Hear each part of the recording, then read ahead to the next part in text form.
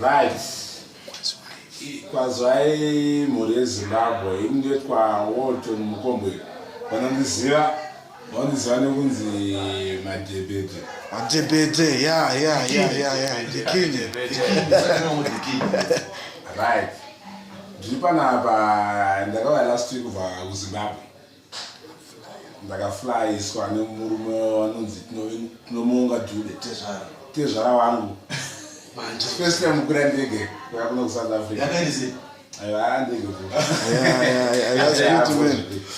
Saka tine damba refinzwa rinonzi mureza wenyika.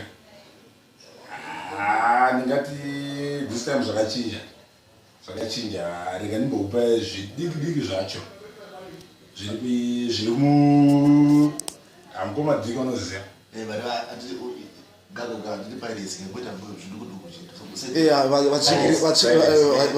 Vatsigiri vanzwi kuti chizatibikisa chise.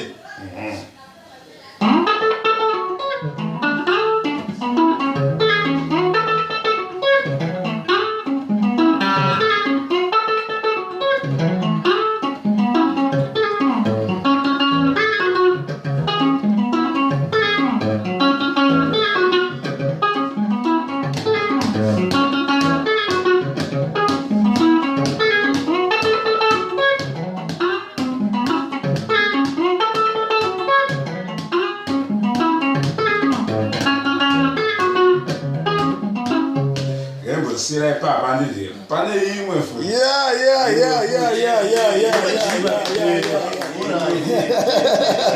Izoseka kwacho.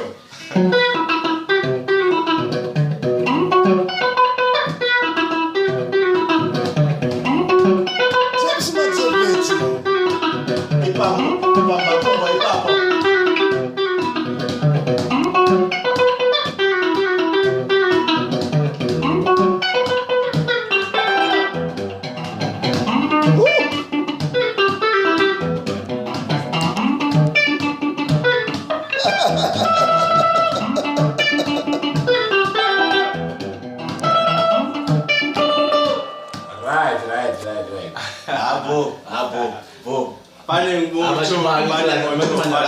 Pane moto. Right, unoona manje karokupisha.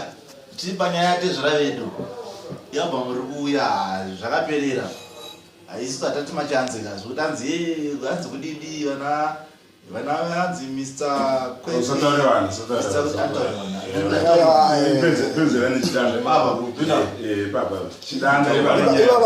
Pamugoti. Ipapo. Ndoenda vachi pa A. Enda pa A. Alright.